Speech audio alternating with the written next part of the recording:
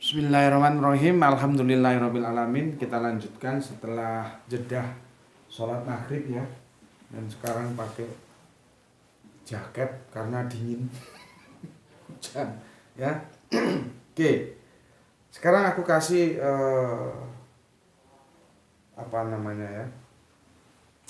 introduction dulu ya. Bahwa apa yang di-request oleh soleha kita ya,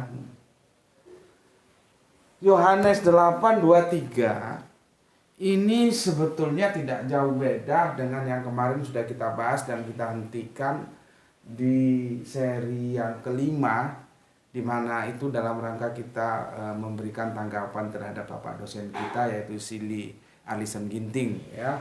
Artinya apa? Ini masih tetap tentang polemik perseteruan antara Yesus dan Yahudi. Itu tolong dipahami dulu kerangka berpikirnya. Makanya aku bukan asal ngomong saja. Yesus tersalib itu bukan untuk menebus dosa. Nggak ada dalam otak Israel untuk menebus dosa. Itu kemudian dirancang bangun dalam soteriologi salib. Dogma penebusan itu oleh Paulus. Ini nggak ada. Yang ada adalah kedengkian. Yesus itu dianggap sebagai sosok yang akan menjadi ancaman bagi tua-tua Yahudi, yaitu Yahudi yang elite, bukan yang elit, bukan yang grassroots, tapi yang puncak, yang di Menara Gading.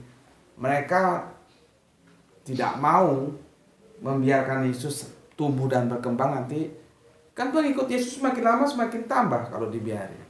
Nah, posisi mereka di sosial kehidupan masyarakat Yahudi yang menjadi terusik nanti, menjadi kalah pasaran sama Yesus. Sebelum itu maka pakai jurus potong rumput, dibabat aja sebelum tumbuh, gitu loh. Jadi intinya apa? Dengki. Karena dengki maka dibikinlah sebuah acara atau by design ya, fitnah-fitnah itu. Orang Pilatus saja ngomong, aku tidak menemukan kesalahan pada orang ini sehingga dia layak untuk mendapatkan hukuman. Pilatus ngomong ke publik Yahudi, mana yang kita bebaskan? Yahudi ngotot Barabas. Padahal maunya Pilatus sebetulnya Yesus harusnya yang dilepaskan. Karena pada masa itu ada kebiasaan mereka untuk memberikan amnesti gitulah kepada penjahat-penjahat. Jadi tidak ada. Oh ini disalibkan untuk menebus dosa manusia, itu tidak. Tetapi sebagai sebuah kredo keimanan saudara-saudara Kristen ya, kita harus menghormati itu. Ya. Cuman sekali lagi aku bilang, ini kan kita berbicara dalam bingkai akademis, gitu ya. Oke, mohon pahami dulu. Ini peristiwanya itu polemik antara Yesus dan Yahudi yang tidak menemukan titik ujung ya, terus saja. Dan polemik itu lebih banyak dipotret oleh Yohanes daripada Matius, Markus dan Lukas ya. Itu seharusnya harus kita baca keseluruhan supaya ngerti, dimulai dari Yesus adalah terang dunia, perikopnya ini ya. Terus dilanjutkan Yesus bukan dari dunia ini. Terus dilanjutkan lagi kebenaran yang memerdekakan. Dilanjutkan lagi keturunan Abraham yang tidak berasal dari Allah. Lanjutkan lagi Yesus ada sebelum Abraham yang kemarin kita sudah diskusikan itu ya. Terus dilanjutkan lagi orang yang buta sejak lahirnya. Dilanjutkan lagi gembala yang baik. Dilanjutkan lagi Yesus ditolak orang Yahudi. Dilanjutkan lagi Yesus di seberang sungai Yordan. Lanjutkan lagi Lazarus dibangkitkan. Ya. Itu semua tidak punya interlinier ya, tidak punya kaitan dengan Injil-Injil lainnya. Artinya Matius, Markus, Lukas itu tidak menuliskannya.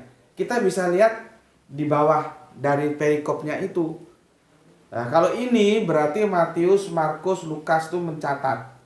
Nih. Di bawah catatan judul utama perikopnya itu ada penjelasan yang tidak tertulis, Pak. Nah, ada liniernya. Nampak? Nah, kalau ini kan enggak ini yang aku baca tadi enggak termasuk yang kita bahas sekarang enggak. Artinya Injil-Injil lain tidak menceritakan berapa nih? Yohanes 8 ya. Yohanes 8. Nah ini, lihat ini. Ya, ini kan cuman nggak ada interliniernya di bawah kan nggak ada itu. Dengan Matius, dengan Markus, dengan Lukas nggak ada. Artinya hanya Yohanes yang menuliskannya. Ya. Jadi seperti yang aku bilang tadi, polemik yang terjadi antara Yahudi dan orang-orang Yahudi itu dengan Kanjeng Nabi Isa atau Yesus itu paling banyak Yohanes yang memotretnya. Ya. Berikutnya, sebetulnya kalau kita tarik ke 8 yang pertama, yang perempuan yang berzina, itu bermasalah itu. Jadi satu ayat itu palsu. Kalau nggak mau dibilang palsu ya disisipkan kemudian. Ya, tentang perempuan yang berzina. Tapi nantilah kita bahas ya. Kalau kita bahas sekarang nanti nggak fokus. Kok gitu semua berarti bermasalah sinyalnya. Lagi bermasalah. Ya wis nggak apa-apa. Itu diunggah pakai aja lo gitu. Ambil yang satu, Bapak unggahnya. Bapak sini, Bapak yang ngatur. Kamu nggak ngerti. Ya, begitu ya. Itu yang pertama harus kalian paham. Ya. Nah, sekarang ambil itu type gospel. Ya. Kalau kita pakai kebijakan pipe gospel, ini nggak perlu kita jelaskan. Karena apa? Ini dinyatakan palsu oleh pipe gospel. Artinya Yesus tidak mengatakan itu. Ya. Yohanes 8:23 ya. Kalau kamu bisa Bapak lagi sibuk ini bisa kamu. Pakai yang XL ya. Dipindah ya. Itu masih SIM 2 itu, pindah ke SIM 1 dulu. Enggak usah daftar, langsung aja diaktifkan daftar Oppo. Entek ya wis. Yohanes 8 ya, Yohanes 8. Yohanes 8. Itu tertulis gelap itu 8:23. Nih, gitu. Gak nampak Bapak, tanganmu tunjuk kalau udah oke. Udah oke belum? Nih. Nah, ya, gelap toh. Ya, gini dulu. Ya, gelap kan. Kalau gelap itu dijelaskan di sini, black. Jesus did not say this. It represent the perspective or content of a letter or division tradition.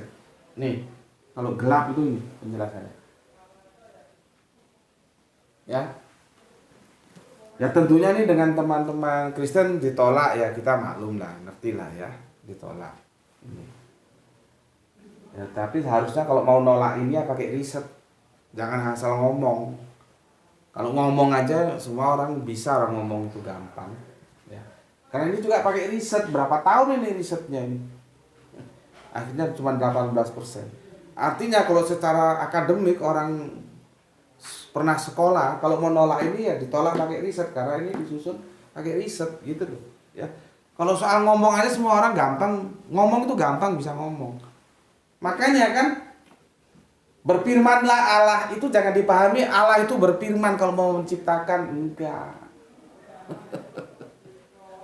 Maksudnya berfirmanlah Allah itu, firman itu ngomong itu sesuatu yang gampang, orang ngomong aja kok. Artinya Allah itu mau menciptakan apa saja itu gampang gitu loh. Jangan terus dipahami, loh kalau Allah nggak punya firman terus bagaimana mau menciptakan? Nah itu kan goblok. Apa urusannya dengan firman? Karena dipahami seolah-olah Allah kalau mau menciptakan harus berfirman dulu, harus ngomong dulu. Apa perlunya? Orang nggak ngomong juga dia bisa kok. Kan tidak ada yang mustahil bagi Allah. Dia mau tidak ngomong dia bisa. Seperti di kejadian pertama itu Allah nggak perlu ngomong, berfirman Allah nggak ada, langsung diciptakan langit dan bumi. Masalahnya karena berpikir dogma itu sudah meracuni, jadi heran. Karena apa? Firman itu mau dibawa ke Yesus, kan gitu mau. Padahal kita nggak mengatakan begitu. Ya. Yang ujung-ujungnya Yesus mau dialahkan. Gitu. Ya, oke. Udah jelas ya, ini perseteruan antara Yesus dan Yahudi. Ya. Kalau mau clear, maka dibaca total supaya kamu mengerti dari perikop-perikop yang aku bilang tadi. Ya, itu kerangka berpikir pertamanya. Nah, sekarang perseteruan ini di mana? Ini terjadinya di bait Allah, ya. Kita lihat di Yohanes 8 yang ke-20.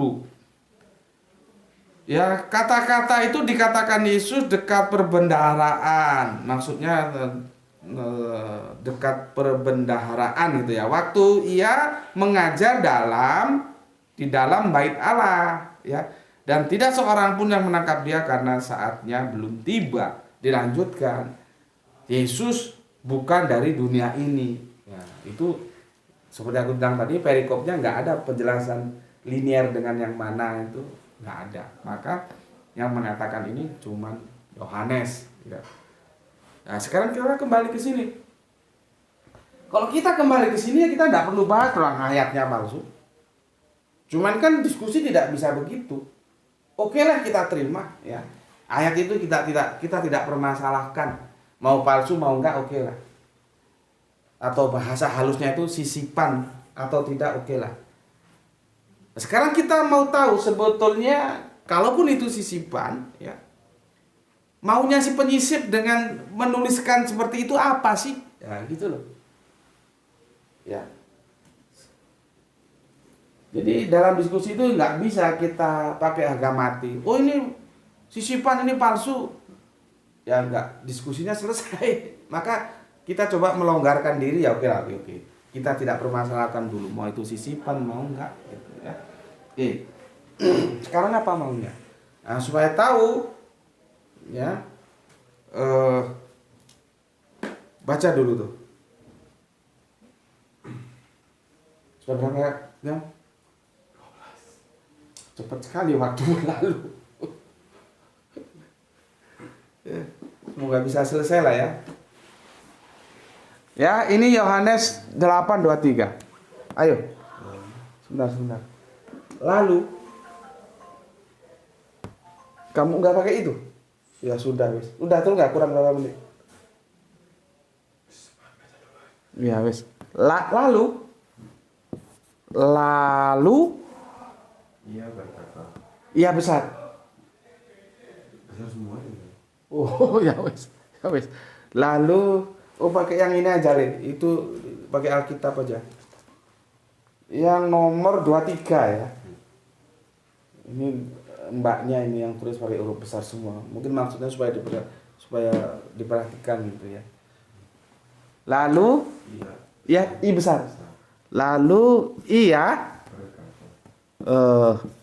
berkata kepada mereka titik dua. Kamu berasal dari bawah. K besar atau kecil? Kasar. Karena awal ya. Kamu Berasal dari bawah, berasal dari bawah. Oke? Aku besar dari atas. Aku dari Atas. atas. Oke? Kamu dari dunia ini, Kamu dari dunia dunia ini. ini, Mama. Aku besar bukan dari dunia ini. Aku bukan dari dunia ini. Titik. Udah. Ya.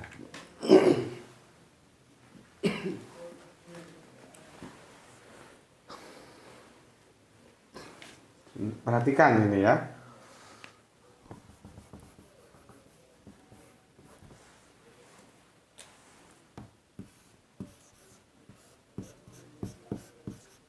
Nih. Ya. Kamu mulai sini tuh ya. Ini tutup kutip ya.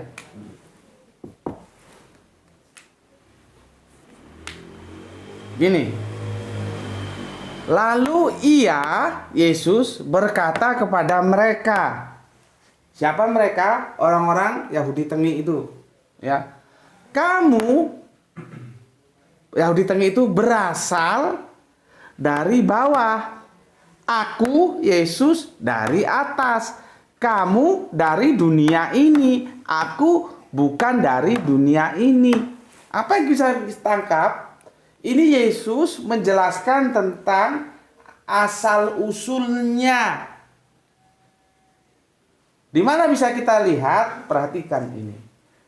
Asal-usul, berasal. Ya, jadi ini peran psikologis ini. Artinya ini tidak bisa kamu pahami secara harafiah. Ini metafora ini. Jangan kamu anggap atas terus atas langit gitu. Ya. Ini atas terus langit, bawah ini bumi gitu. Enggak, ini enggak berbicara geografis. Ini berbicara tentang asal usul. Tentunya bawah dan atas itu dipahami secara metafisik, bukan fisik. Fisik geografis, atas langit, bawah bumi. Yesus dari langit, kita dari bumi. Tidak begitu. Ya, tidak begitu. Bisa meleset. Ini adalah bahasa sastra yang disampaikan Yesus untuk membantah mereka Yahudi Tengik itu. Ya. Makanya kamu dari dunia ini, aku bukan dari dunia ini. Dunia yang mana? Coba, mau dijelaskan dunia yang mana? Kalau dipahami dunia-dunia beneran. Jadi ini kata-kata metafora yang menjelaskan tentang asal usul. Kita lihat dari ini. Kamu berasal.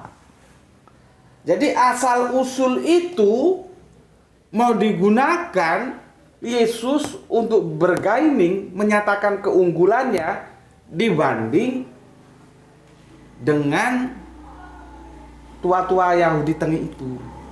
Gitu loh. Ya.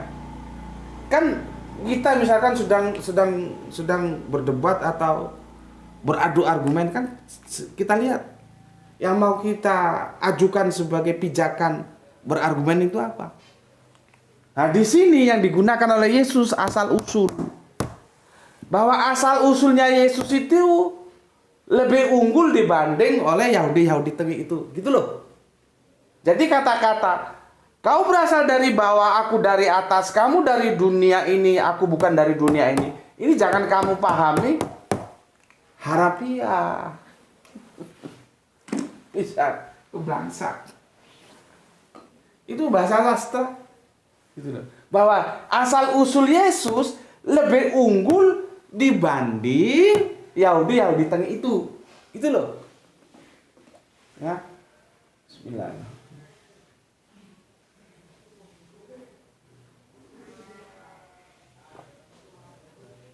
Habis sudah.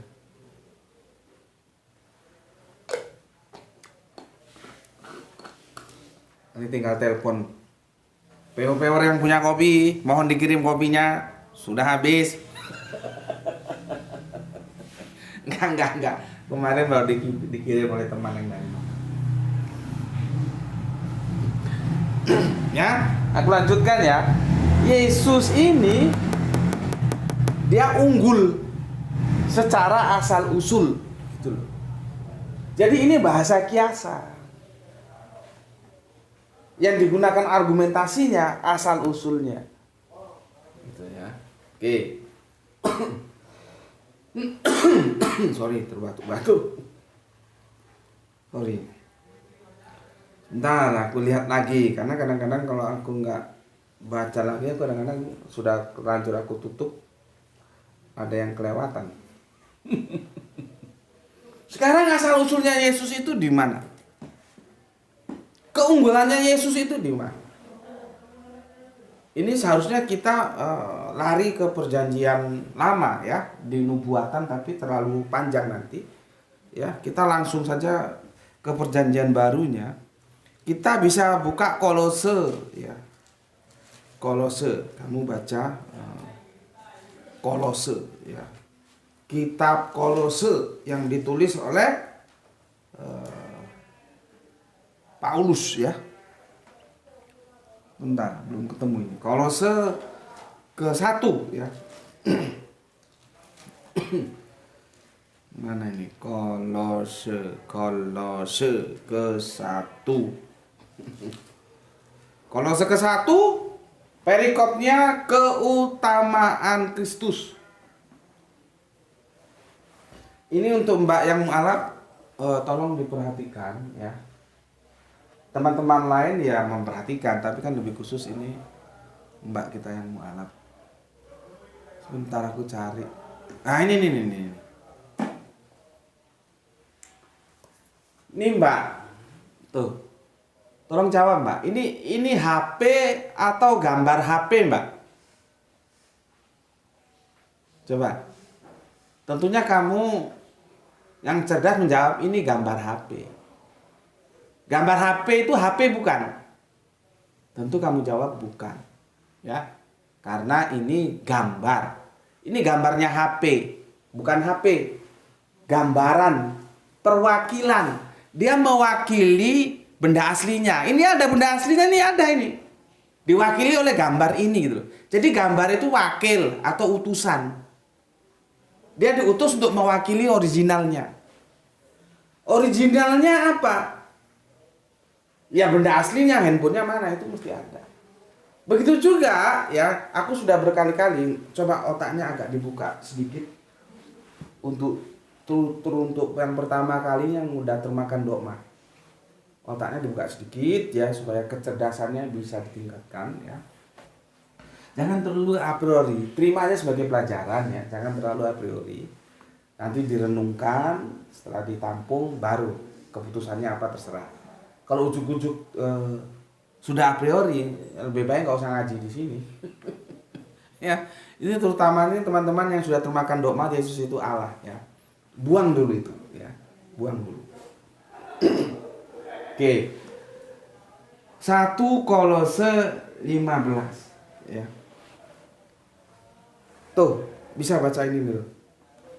Ini ya, keutamaan Kristus ya. Yang nomornya awas ini ada ini, ada.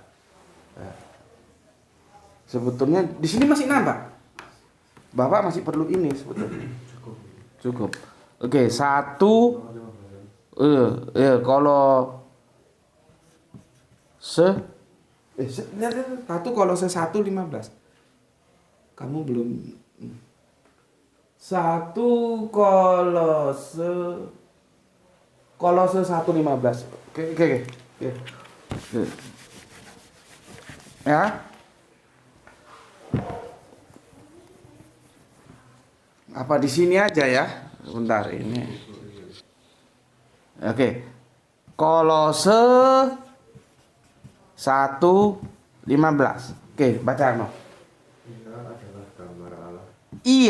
Ia ini siapa? Yesus. Adalah Gambar Allah. lihat, aku kasih besar. Gambar Allah. Terus? Sorry.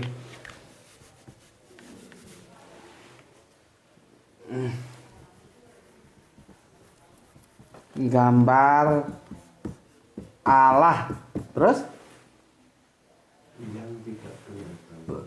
Yang tidak kelihatan, koma, yang sulung, yang sulung.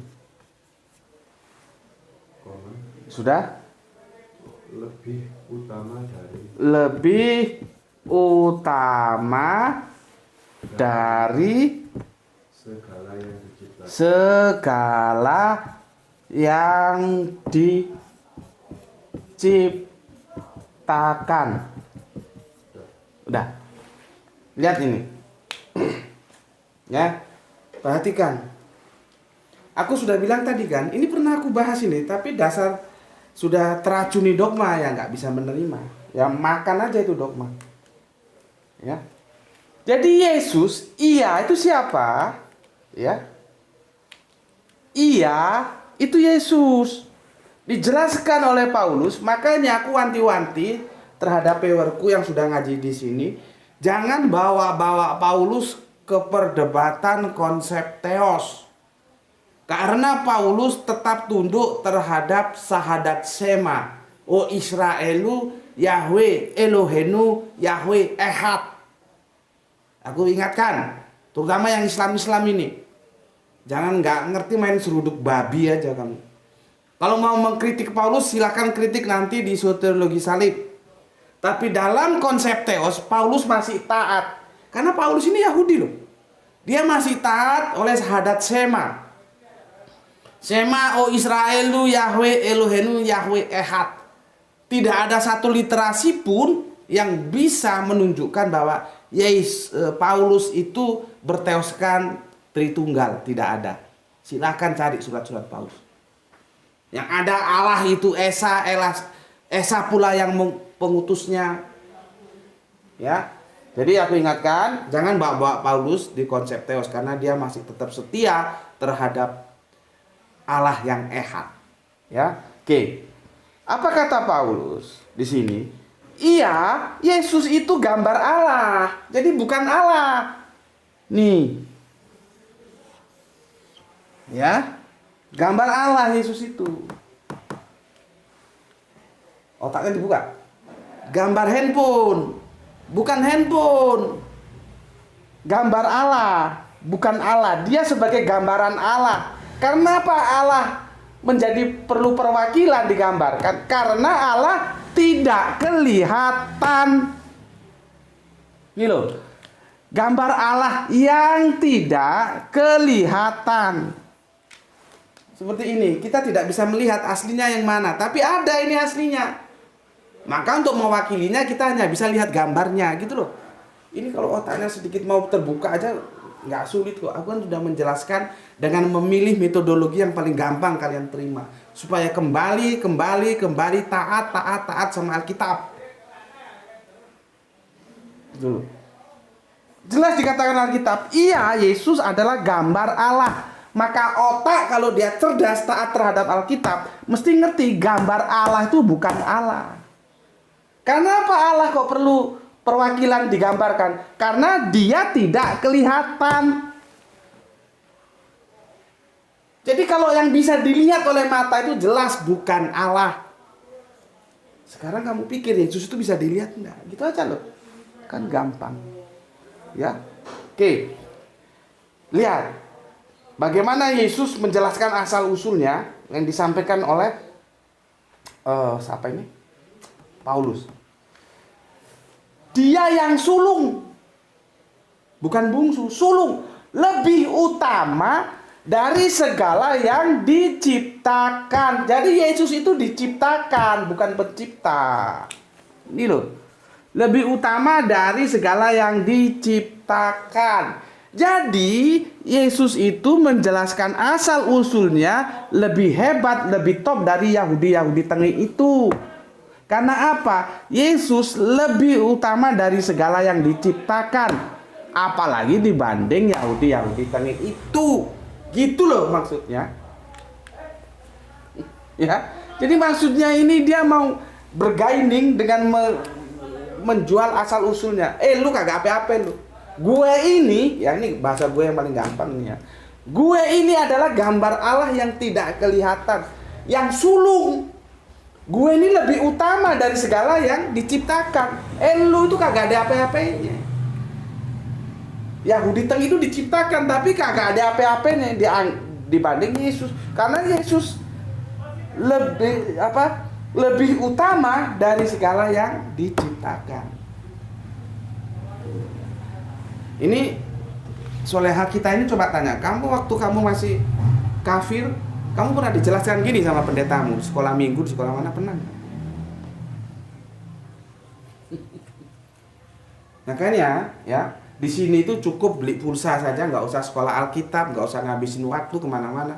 Beli pulsa yang banyak, ikuti kajian-kajiannya itu secara sistematis, insya Allah nggak kalah dengan yang ada di Alkitab. Ya, nggak kalah dengan mahasiswa yang sekolah di Alkitab. Cuman di sini nggak dapet ijazah gitu aja. Tapi kalau keilmuannya enggak. Coba aku tanya, ini kamu waktu kamu masih kafir pernah dijelaskan seperti aku menjelaskan tentang ayat ini? Kan enggak. Di sini aku jelaskan gitu. Ya. Di sini aku jelaskan. Makanya sekali lagi cukup beli pulsa yang ngumpul, yang itu cukup ya. Lihat kajiannya secara sistematis, insya Allah otakmu tidak kalah dengan mahasiswa teologi yang di sekolah-sekolah Alkitab. Cuman mereka dapat ijazah, kamu tidak dapat ijazah. Tapi kan seperti katanya Mas RG, ijazah itu cuma bukti bahwa dia pernah sekolah di satu lembaga tertentu. Soal otak belum tentu.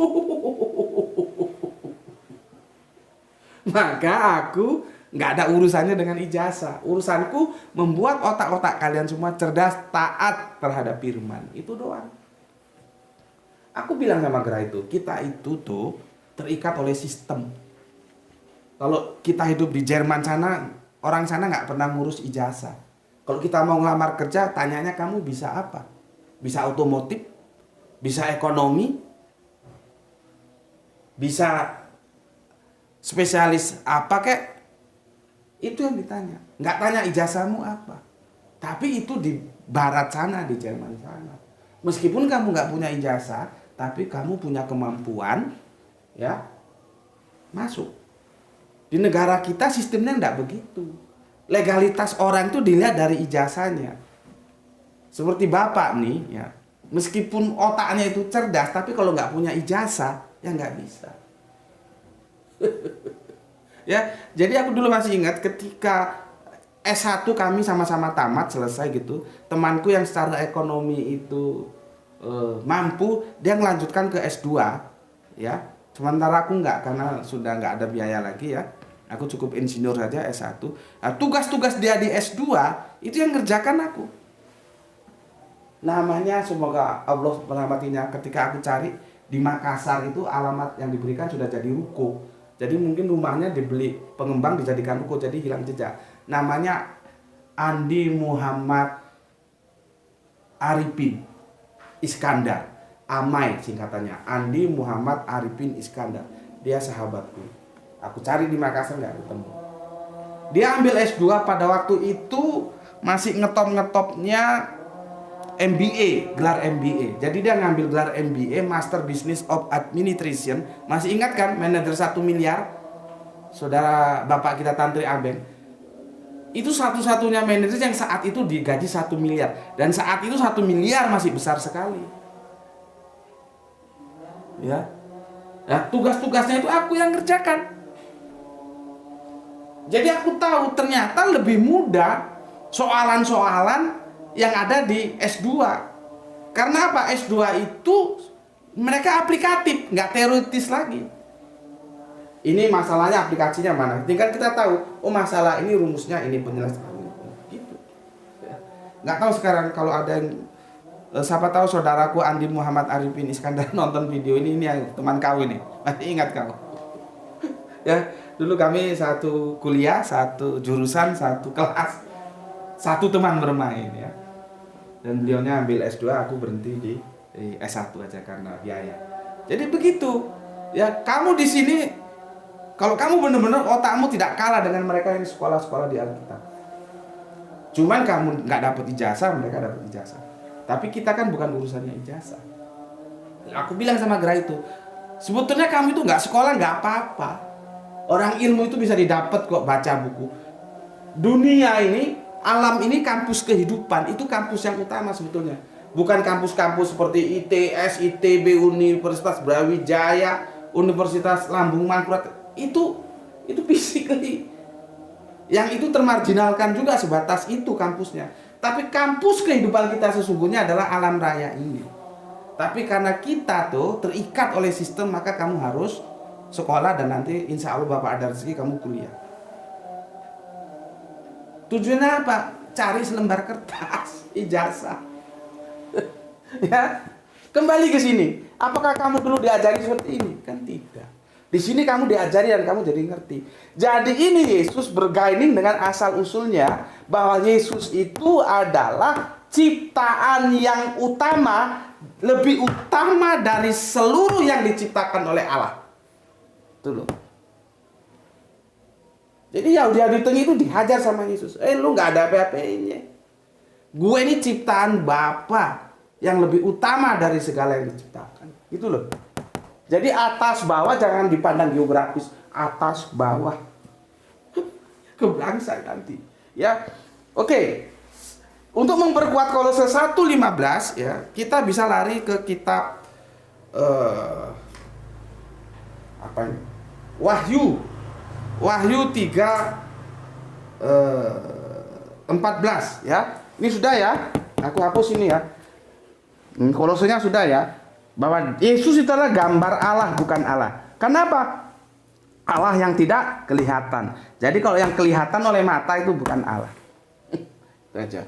Kenapa dia sebagai gambaran Allah? Karena tidak tampak. Dan dia adalah yang sulung lebih utama dari segala yang diciptakan. Nih asal usulnya Yesus. Sekarang jelas ya? Oke, sekarang aku hapus.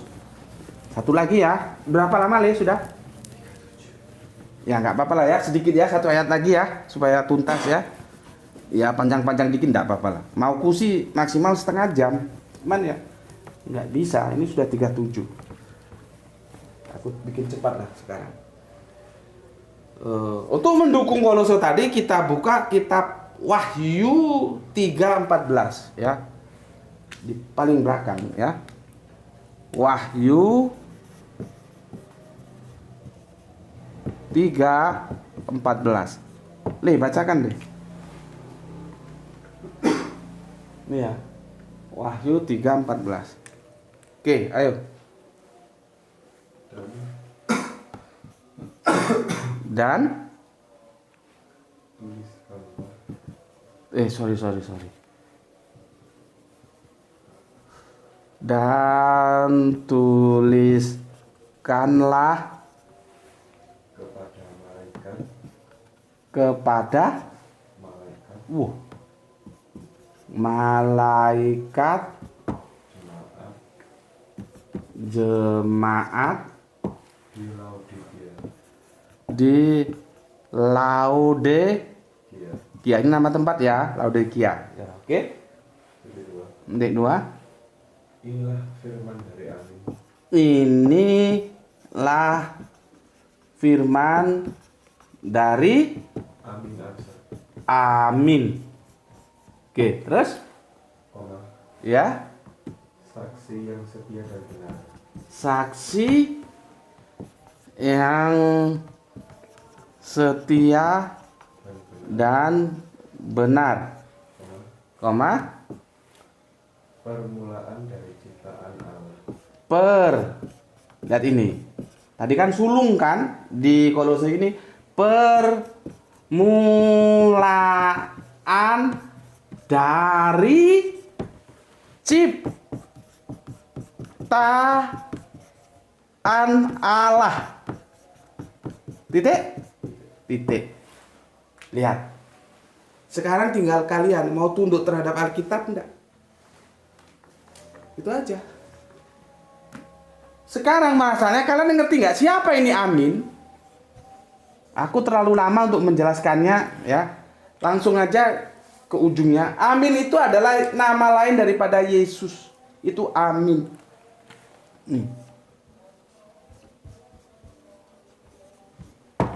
Ngerti? anak Allah, anak manusia, amin, itu julukan-julukan terhadap Yesus tuh ini. Jadi begini, kitab Wahyu 3:14. Dan tuliskanlah kepada malaikat jemaat, ini lain kali lah tak jelaskan kok malaikat jemaat gimana itu. Lain kali ya. Kita lalu aja dulu ya. Nanti kalau aku lupa ingatkan ya. Dan tuliskanlah kepada malaikat jemaat di Laodikia. Yang mau aku jelaskan intinya itu di sini yang penting mau aku bidik. Ya. Inilah firman dari Amin. Siapa Amin itu? Yesus. Nih. Ya. Amin itu Yesus. Ya.